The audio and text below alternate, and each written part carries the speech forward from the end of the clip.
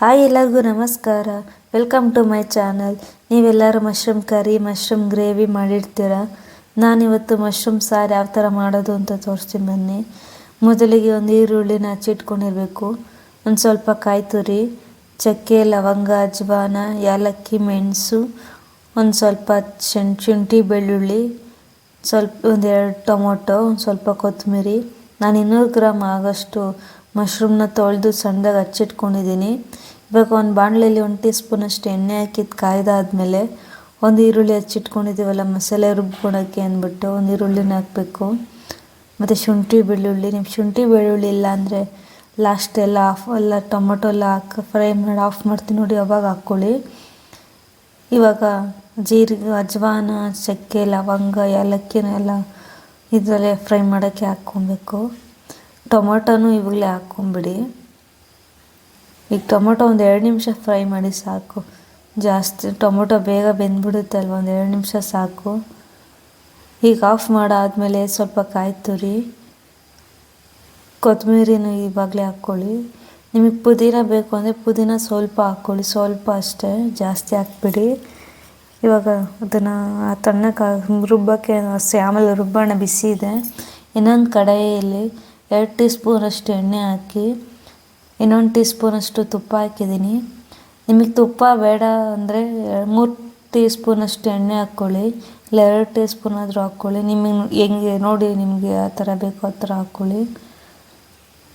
ಈಗ ಒಂದು ಈರುಳ್ಳಿನ ಸಣ್ಣದಾಗಿ ಹಚ್ಚಿ ಇಟ್ಬಿಟ್ಟು ಹಾಕಿದ್ದೀನಿ ಒಗ್ಗರಣೆಗೆ.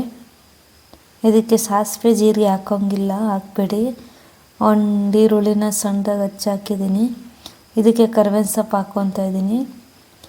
ಒಂದು ಲೋ ಫ್ಲೇಮಲ್ಲೇ ಬೇಯಿಸ್ರಿ.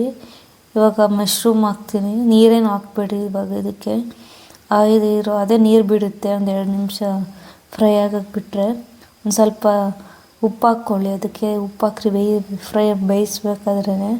ಇವಾಗ ಮಸಾಲೆ ಐಟಮ್ನೆಲ್ಲ ರುಬ್ಕೊಂಡು ಬರೋಣ ಬನ್ನಿ. ತರಿಯಾಗಿ ರುಬ್ಬಬೇಡಿ, ನೈಸಾಗಿ ರುಬ್ಬಿ. ಇವಾಗ ನೋಡಿ, ಈ ಥರ ನೀರು ಬಿಟ್ಕೊಂಡಿರ್ಬೇಕು ಈ ಮಶ್ರೂಮ್ನ. ಅರ್ಧ ಟೀ ಸ್ಪೂನಷ್ಟು ಚಿಲ್ಲಿ ಪೌಡ್ರ್ ಹಾಕಿದ್ದೀನಿ, 2 ಟೀ ಸ್ಪೂನಷ್ಟು ಧನಿಯಾ ಪೌಡ್ರ್ ಹಾಕಿದ್ದೀನಿ. ನಿಮಗೆ ಗ್ರೇವಿ ಥರ ಬೇಕು ಅಂದರೆ ಇದಕ್ಕೆ 1 ಟೀ ಸ್ಪೂನಷ್ಟು ಗರಂ ಮಸಾಲ ಮತ್ತು ಮಸಾಲ ರುಬ್ಕೊಳಕ್ಕೆ ಗೋಡಂಬಿ ಒಂದು 4 ರಿಂದ 5 ಹಾಕಿದ್ರೆ ಸಾಕು.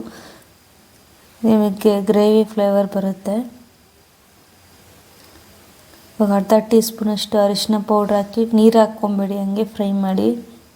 ಇದು ಕುದಿ ಬರಬೇಕು ನೋಡಿರಿ. ಈ ಥರ ಎಲ್ಲ ಆ ಮಶ್ರೂಮ್ಗೆಲ್ಲ ಫುಲ್ಲು ಒಗ್ದಾಕಬೇಕು. ಈಗ ಮಸಾಲೆ ರುಬ್ಬಿಟ್ಟಿರೋದನ್ನು ಹಾಕ್ತಾಯಿದ್ದೀನಿ. ಇವಾಗ ಇದಕ್ಕೂ ನಾನು ನೀರು ಹಾಕ್ತಿಲ್ಲ, ಯಾಕೆಂದರೆ ಅದನ್ನು ಸ್ವಲ್ಪ ಅದರಲ್ಲೇ ಎಣ್ಣೆಯಲ್ಲಿ ಫ್ರೈ ಮಾಡಿದ್ರೆ ಸ್ವಲ್ಪ ಉಪ್ಪು ಖಾರ ಎಲ್ಲ ಈ ಥರ ಫ್ರೈ ಮಾಡಿದ್ರೆ ಸ್ವಲ್ಪ ಟೇಸ್ಟಿಯಾಗಿ ಸಿಹಿ ಚೆನ್ನಾಗಿರುತ್ತೆ. ಈಗ ನಿಮ್ಗೆ ಯಾವ ಥರ ತಿಕ್ನೆಸ್ ಬೇಕೋ ಅಷ್ಟರಲ್ಲಿ ನೀರು ಹಾಕ್ಕೊಳ್ಳಿ. ನೀರು ಹಾಕ್ಕೊಂಡಾದ್ಮೇಲೆ ನಿಮ್ಗೆ ರುಚಿ ತಕ್ಕಷ್ಟು ಉಪ್ಪು ಹಾಕಿ. ಇವಾಗ ಕೊತ್ತಂಬರಿ ಸ್ವಲ್ಪ ಹಚ್ಚಾಕಿ ಚೆನ್ನಾಗಿರುತ್ತೆ.